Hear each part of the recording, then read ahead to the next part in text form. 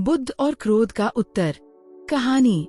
एक बार की बात है, बुद्ध अपने शिष्यों के साथ एक गांव से गुजर रहे थे। रास्ते में एक व्यक्ति आया और बुद्ध को बुरा भला कहने लगा। उसने अपमानजनक शब्द कहे और क्रोध में भरकर गालियां देने लगा। बुद्ध शांत भाव से उसकी बातें सुनते रहे। उन्होंने ना तो कुछ कहा और न ही क्रोध किया। शिष्य यह देखकर हैरान रह गए। जब वह व्यक्ति बहुत देर तक बोलता रहा और थक गया, तब बुद्ध मुस्कुराकर बोले, भाई, यदि कोई व्यक्ति किसी को उपहार दे और वह व्यक्ति उस उपहार को स्वीकार न करे, तो वह उपहार किसके पास रह जाता है? वह आदमी बोला, यदि कोई स्वीकार न करे, तो उपहार तो उसी के पास रहेगा जिसने दिया। बुद्ध ने कहा, ठीक वैसे ही तुमने मुझे क्रोध और अपमान के रूप में उपहार देना चाहा, पर मैंने उसे स्वीकार नहीं किया। अब वह तुम्हारे पास ही रहेगा। मैं शांति और करुणा में स्थिर हूँ। ये सुनकर वह व्यक्ति शर्मिंदा हो गया। उसने बुद्ध से क्षमा मांगी और उनके शिष्य बन गया। बुद्ध और क्रोध का उत्तर। कहानी की शुरुआत। प्राचीन भारत की धरती पर जब गौतम बुद्ध अपने शिष्यों के साथ जगह भ्रमण कर रहे थे, तब वे केवल धर्मोपदेश नहीं देते थे, बल्कि लोगों के जीवन में शांति और करुणा का संचार भी करते थे। उनकी उपस्थिति मात्र से ही लोगों का हृदय प्रसन्न हो जाता था। उनके चेहरे पर हमेशा एक मधुर मुस्कान रहती थी और आंखों में करुणा की गहरी छाया। गांव-गांव, नगर-नगर जब भी वे जाते, लोग उन्हें देखने और सुनने के लिए भीड़ की तरह उमड़ पड़ते। लेकिन हर व्यक्ति उन्हें स्वीकार करता हो, ऐसा भी नहीं था। कुछ लोग उनके विचारों से असहमत थे, कुछ उन्हें अपने धर्म और कर्मकांड के लिए चुनौती मानते थे। ऐसे ही विरोधियों में से एक व्यक्ति की कहानी आज हम सुनने जा रहे हैं। घटना की पृष्ठभूमि। एक छोटे से गांव में बुद्ध अपने शिष्यों के साथ रुके हुए थे। सुबह का समय था। पक्षियों की चहचहाहट चारों ओर गूंज रही थी। बुद्ध गांव वालों को उपदेश देकर लौट रहे थे कि तभी एक व्यक्ति सामने आ खड़ा हुआ। उस व्यक्ति का स्वभाव क्रोधी और हठी था। उसने बुद्ध के बारे में बहुत सी नकारात्मक बातें सुनी थीं। किसी ने कहा था कि बुद्ध पुरानी परंपराओं को तोड़ रहे हैं। किसी ने कहा था कि वे लोगों को अपने धर्म से भटका रहे हैं। यही कारण था कि वह व्यक्ति अंदर ही अंदर बुद्ध के प्रति क्रोध और घृणा से भरा हुआ था। अपमान और क्रोध। जैसे ही वह व्यक्ति बुद्ध के सामने आया, उसने बिना सोचे समझे अपशब्दों की बौछार कर दी। वह जोर जोर से चिल्लाने लगा, तुम धोखेबाज हो। तुम लोगों को उनके देवी देवताओं से दूर कर रहे हो। तुम्हारे कारण लोग अपने परिवार और कर्मकांड छोड़ रहे हैं। तुम इस गांव के लिए अभिशाप हो। उसके शब्द तलवार की धार जैसे थे। वह लगातार गालियां देता रहा, बुद्ध का अपमान करता रहा। बुद्ध के शिष्य यह देखकर क्रोध से भर गए। उन्होंने सोचा, हमारे गुरु इतने शांत और पवित्र हैं और ये व्यक्ति इनका इतना अपमान कर रहा है। इसे तुरंत रोकना चाहिए। कुछ शिष्य आगे बढ़े, पर बुद्ध ने हाथ उठाकर उन्हें रोक दिया। बुद्ध का चेहरा शांत था, मानो उनके कानों में अपमान की कोई ध्वनि पहुंची ही न हो। बुद्ध की शांति। वह व्यक्ति थक कर रुक गया। उसका गला सूख गया था, पर उसका क्रोध अब भी शांत नहीं हुआ था। वह सोच रहा था कि बुद्ध शायद पलटकर जवाब देंगे या उनके शिष्य उसे दंड देंगे, लेकिन बुद्ध अब भी मुस्कुरा रहे थे। तब बुद्ध धीरे धीरे बोले, भाई, क्या तुम मुझे एक प्रश्न का उत्तर दोगे? वह व्यक्ति चौंक गया।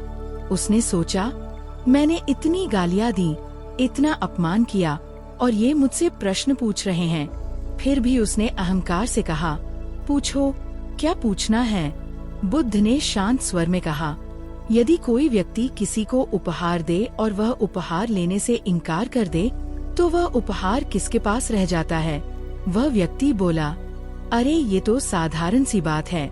यदि कोई स्वीकार न करे तो उपहार तो उसी के पास रहेगा जिसने दिया।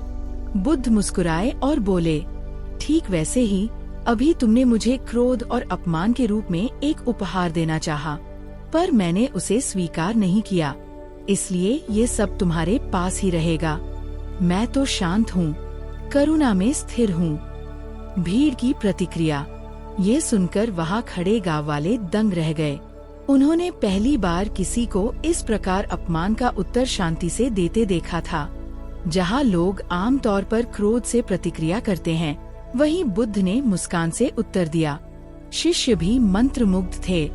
उन्होंने सोचा, यही है सच्ची साधना, यही है असली ज्ञान, जो हमें परिस्थिति चाहे कैसी भी हो, भीतर से विचलित न होने दे। व्यक्ति का परिवर्तन। वह अपमान करने वाला व्यक्ति भी निरुत्तर हो गया। उसके चेहरे पर शर्म और पश्चाताप की लाली छा गई। वह सोचने लगा, मैं इन्हें अपमानित करने आया था, पर इन्होंने तो मेरे भीतर का दर्प ही तोड़ दिया। धीरे धीरे उसके आंसू निकल आए। वह बुद्ध के चरणों में गिरकर बोला, क्षमा कीजिए प्रभु, मैं अज्ञानता में अंधा हो गया था। मैंने आपके बारे में गलत सुना और बिना सोचे समझे आपको गालियां देने चला आया। पर आज मैंने समझ लिया कि आप वास्तव में ज्ञानी और करुणामय हैं। मुझे अपने शरण में लीजिए। बुद्ध ने उसका हाथ पकड़कर उठाया और मुस्कुराकर बोले, क्षमा मांगने की आवश्यकता नहीं है। जिस प्रकार अंधकार को दूर करने के लिए दीपक जलाना पड़ता है, उसी प्रकार अज्ञान को मिटाने के लिए ज्ञान का दीपक जलाना पड़ता है। आज तुम्हारे भीतर वह दीपक जल चुका है। बुद्ध का उपदेश।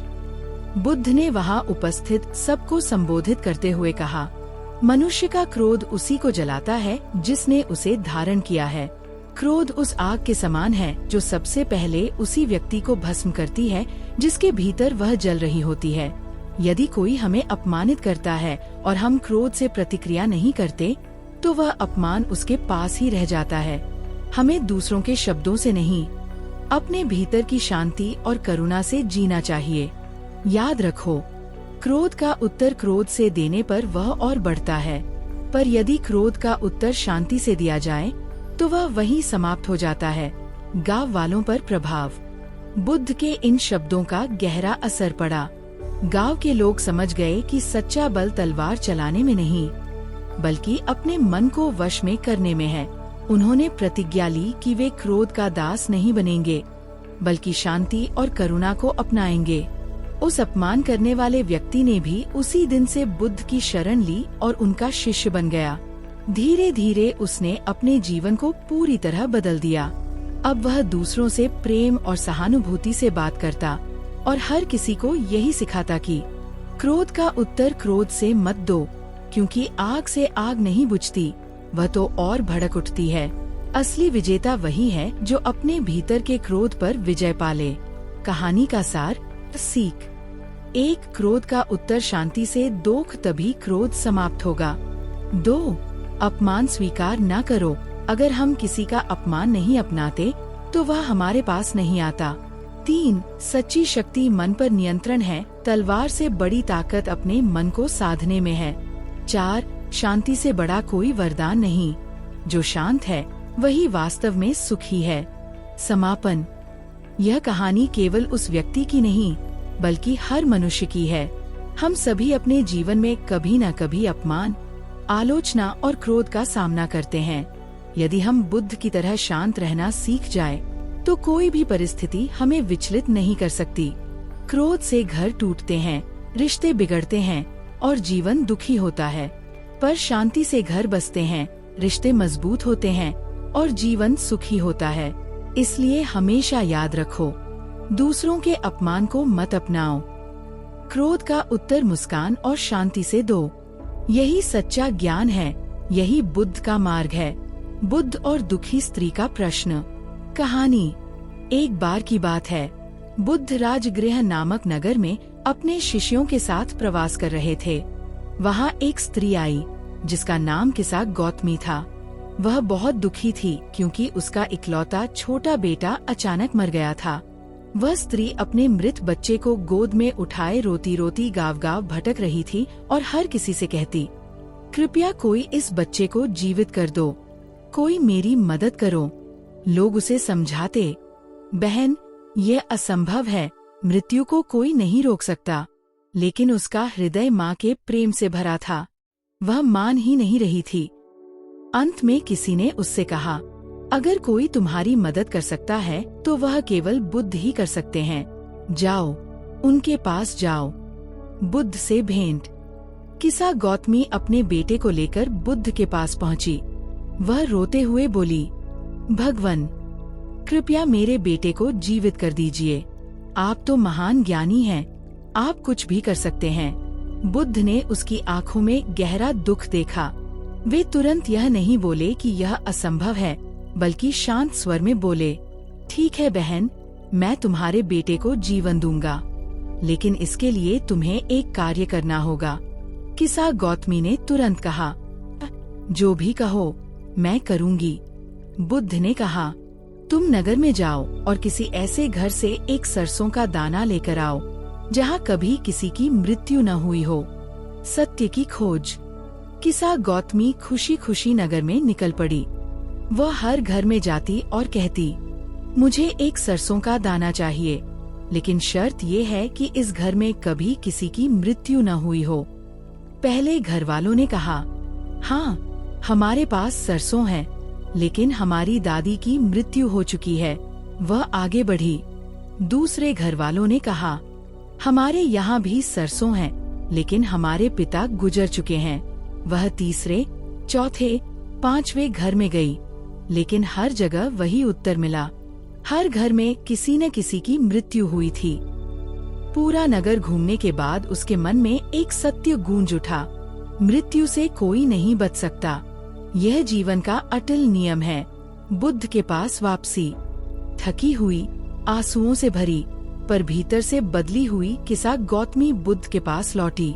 उसने बच्चे के मृत शरीर को जमीन पर रख दिया और बुद्ध से बोली, भगवान, अब मैं समझ गई हूँ, मृत्यु सबके जीवन का हिस्सा है। मेरा दुख मेरा अपना नहीं है, ये सबका दुख है। मैं मूर्ख थी जो इसे स्वीकार नहीं कर पा रही थी। बुद्ध ने करुणा से कहा, हाँ बहन, जो जन्म लेता है उसका मृत्यु होना निश्चित है। मृत्यु को रोकना संभव नहीं, पर उसे समझना और स्वीकार करना ही सच्चा ज्ञान है। जिस दिन हम मृत्यु को जीवन का हिस्सा मान लेते हैं, उसी दिन हम दुख से मुक्त होने लगते हैं। 1. मृत्यु जीवन का अटल सत्य है। 2. दुख को स्वीकार करने से ही शांति और समझ आती है। 3. हम अकेले दुखी नहीं हैं। हर घर, हर इंसान इस सत्य का अनुभव करता है। 4. बुद्ध ने हमें सिखाया कि दुख से भागना नहीं, बल्कि उसे समझना और स्वीकार करना ही मुक्ति का मार्ग है। ये कहानी हमें प्रेरणा देती है कि जीवन में चाहे कितनी भी कठिनाइयाँ आएं, हमें सच्चाई का सामना करना चाहिए और धैर्य बनाए रखना चाहिए। बुद्ध और दुखी स्त्री का प्रश्न। प्रस्तावना। प्राचीन भारत की भूमि पर जब राजकुमार सिद्धार्थ बुद्ध बन चुके थे और अपने शिष्यों के साथ नगर नगर भ्रमण कर लोगों को धर्म और ज्ञान का उपदेश दे रहे थे, तब वे केवल उपदेशक ही नहीं, बल्कि करुणा और प्रेम के सजीव स्वरूप बन गए थे। उनकी आंखों में गहरी शांति, चेहरे पर करुणा और वाणी में मधुरता थी। जो भी उन्हें देखता, उसका हृदय स्वतः ही पवित्र हो जाता। लेकिन जीवन केवल सुख और शांति से भरा नहीं है। यह दुख, मृत्यु और बिछड़ने का भी संसार है। बुद्ध का संदेश था, जीवन दुखमय है और दुख का कारण अज्ञान और आसक्ति है। यदि हम सत्य को समझ लें, तो दुख से मुक्ति पा सकते हैं। इसी सत्य को समझाने वाली ये प्रसिद्ध कथा है किसा गौतमी की। किसा गौतमी का दुख। राजगृह नगर में एक स्त्री रहती थी। उसका नाम था किसा गौतमी। वह बहुत साधारण परिवार से थी, पर उसका हृदय ममता और प्रेम से भरा हुआ था। लंबे समय तक वह संतान के लिए तरसती रही। विवाह के कई वर्षों बाद उसे पुत्र प्राप्त हुआ। जब वह पुत्र जन्मा, तो मानो उसका जीवन ही बदल गया। उसके लिए वही बच्चा सब कुछ था। उसकी हंसी, उसकी किलकारी, उसकी मासूम आंखें ही उसकी दुनिया बन गई। लेकिन नियति को कुछ और ही मंजूर था। कुछ ही वर्षों बाद, जब बच्चा अभी छोटा ही था, अचानक गंभीर बीमारी से ग्रसित हो गया। गांव के वैद्य और उपचार सब निष्फल हो गए। माँ ने हर प्रयास किया, पर उसका इकलौता बेटा मर गया। वियोग का दर्द। जिस माँ ने वर्षों इंतजार के बाद पुत्र पाया था, उसके लिए यह आघात असहनीय था।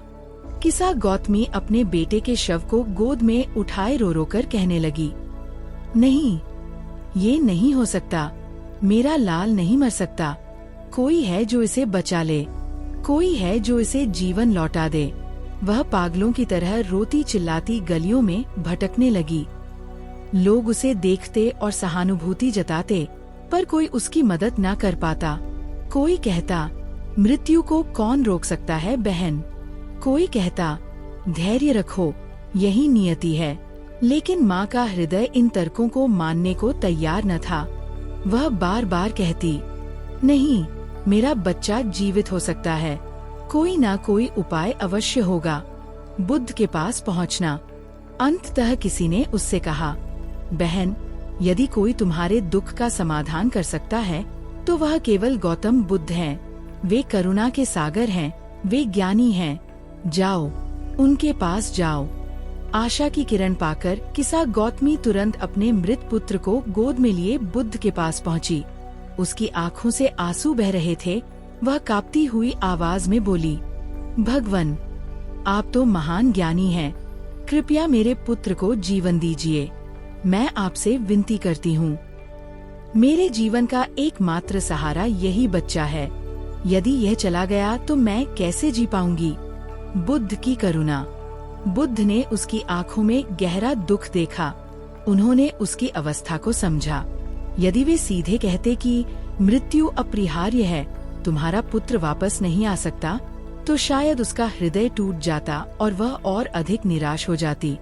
बुद्ध ने करुणा से मुस्कुराकर कहा, ठीक है बहन, मैं तुम्हारे पुत्र को जीवन दूंगा, लेकिन इसके लिए तुम्हें एक कार्य करना होगा।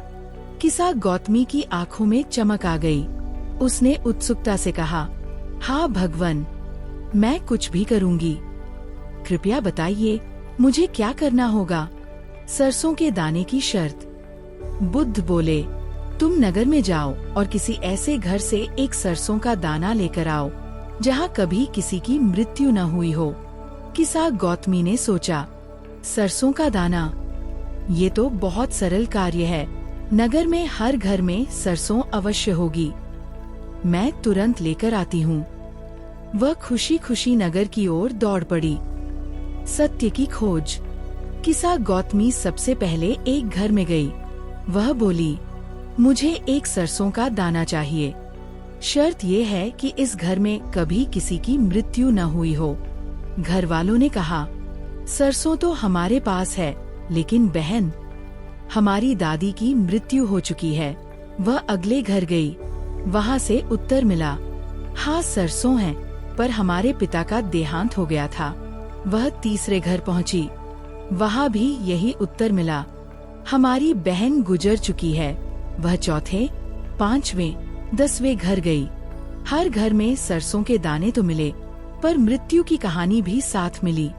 धीरे धीरे उसके हृदय में विचार आने लगे, क्या ऐसा कोई घर है ही नहीं जहाँ मृत्यु न हुई हो। क्या यह संभव है कि मृत्यु से कोई बच सके। पूरा नगर घूमने के बाद वह निराश होकर बैठ गई। अब उसकी आंखों से आंसू बह रहे थे, लेकिन वे आंसू पहले जैसे शोक के नहीं, बल्कि समझ और बोध के आंसू थे। सत्य का बोध। उसके मन में ये गहरी अनुभूति हुई, मृत्यु से कोई नहीं बच सकता। यह केवल मेरा दुख नहीं है, बल्कि हर घर, हर परिवार का सत्य है। यदि जन्म है तो मृत्यु भी निश्चित है। वह सोचने लगी, अब तक मैं मूर्ख थी जो अपने दुख को केवल अपना समझ रही थी, पर यह तो संसार का सत्य है, जीवन का नियम है। फिर मैं क्यों रो रही हूँ, क्यों इस सत्य से भाग रही हूँ। बुद्ध के पास वापसी। वह शांत मन से बुद्ध के पास लौटी, अपने मृत पुत्र को जमीन पर रख दिया और विनम्र स्वर में बोली, भगवन, अब मैं समझ गई हूँ, मृत्यु से कोई नहीं बच सकता। मेरा शोक केवल मेरा नहीं था, ये तो सबका है। मैं अज्ञानवश इसे समझ नहीं पा रही थी। बुद्ध का उपदेश। बुद्ध ने करुणा से उसकी ओर देखा और कहा, हाँ बहन, यही सत्य है। जो जन्म लेता है उसका मृत्यु होना निश्चित है। जैसे फूल खिलता है और मुरझा जाता है, जैसे दीपक जलता है और बुझ जाता है, वैसे ही जीवन भी है। मृत्यु को रोकना संभव नहीं, पर इसे समझना और स्वीकार करना ही सच्चा ज्ञान है। जिस दिन मनुष्य यह जान लेता है कि दुख और मृत्यु सार्वभौमिक हैं, उसी दिन वह अपने दुख से ऊपर उठना शुरू कर देता है। किसा गौतमी बुद्ध के चरणों में झुक गई। वह बोली, भगवान, आज मैंने सच्चाई को जाना। अब मैं आपके शरण में रहकर जीवन का सही मार्ग सीखना चाहती हूँ। और वह बुद्ध की शिष्या बन गई। गांव पर प्रभाव। यह घटना पूरे नगर में फैल गई। लोगों ने देखा कि बुद्ध केवल उपदेश नहीं देते, बल्कि जीवन की सबसे कठिन समस्याओं का समाधान भी कराते हैं। उन्होंने ये समझा कि दुख से भागने में नहीं, उसे स्वीकार करने और समझने में ही मुक्ति है। कहानी की सीख। 1. मृत्यु जीवन का अटल सत्य है, इससे कोई नहीं बच सकता। 2. दुख सबका है, ये केवल हमारा व्यक्तिगत अनुभव नहीं, बल्कि पूरे संसार का सत्य है। 3. स्वीकार करने से शांति मिलती है। जब हम मृत्यु और दुख को स्वीकार कर लेते हैं, तभी हमारा मन शांत होता है। 4. ज्ञान से अज्ञान मिटता है। बुद्ध ने सिखाया कि अज्ञानता ही दुख का कारण है और ज्ञान ही मुक्ति का मार्ग है। समापन।